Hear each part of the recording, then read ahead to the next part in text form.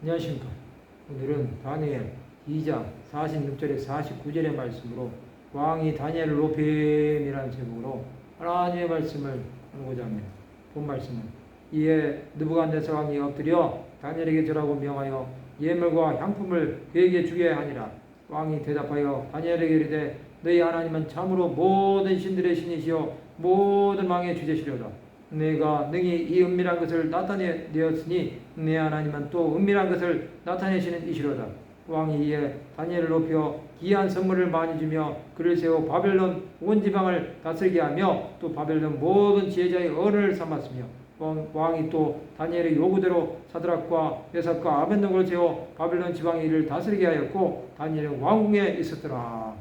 참으로 놀라운 일입니다. 이스라엘 나라를 정복했던 바벨론 나라의 왕 느부갓네살이 자기의 신하 다니엘에게 절하고 그가 섬기는 이스라엘 하나님께서 모든 신의 신이라고 고백하였습니다.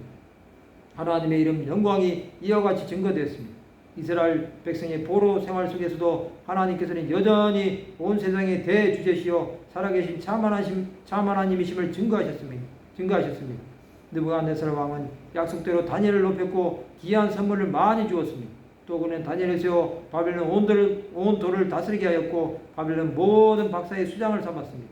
또 그는 다니엘의 요청대로 그의 세 친구 사드락과 메삭과 아벳느고를 세워 바벨론 도의 일을 다스리게 하였습니다. 다니엘은 왕궁에 있었습니다. 하나님은 다니엘을 통해서 영광을 받으셨습니다.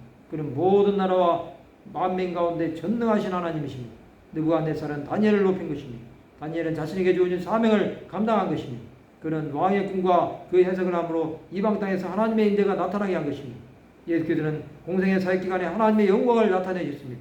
세례 요한에게 요단강에서 세례를 받고 물에서 올라오실 때 하늘이 열리고 하나님의 성령이 비둘기같이 내려 자기 위에 임하심을 보셨습니다. 또 하늘로부터 소리가 있어 말씀하시되 이는 내 사랑하는 아들이요 내 기뻐하는 자라고 말씀하셨습니다. 하나님의 영광을 나타내는 것은 이처럼 하나님의 이름을 높이는 것입니다. 그의 이름은 모든 민족이 높여야 할 이름입니다. 느부갓네살 왕은 하나님의 이름을 처음 듣는 이방인입니다. 그럼에도 그는 하나님의 이름에 영광을 돌린 것입니다. 그는 자신의 꿈을 해석해 주신 하나님을 보고 놀란 것입니다. 그러나 그가 진정으로 하나님을 믿은 것은 아닙니다. 성도 여러분, 하나님의 이름을 믿는 것은 그에게 영광을 돌리기 위해서입니다. 우리는 하나님의 영광을 위해 사는 자들이 되어야 합니다. 그것은 온천하 만민에게 복음을 전함으로 완성되는 것입니다. 우리의 사명이 남아있다면 하나님의 이름을 온 열방에 전하는 것이라는 것을 날마다 기억해야 합니다. 이 세상의 것들은 하나님의 영광을 위해 창조되었습니다. 우리는 그것을 날마다 누리며 사는 것입니다. 하나님의 영광을 나타내는 자는 그의 축복을 받게 될 것입니다. 이것이 우리 신앙 고백이 되시기 바랍니다. 말씀을 마치고자 합니다. 하나님의 영광을 나타내는 자의 삶을 살아가는 하나님의 백성들이 되시기를 주님의 이름으로 축원합니다.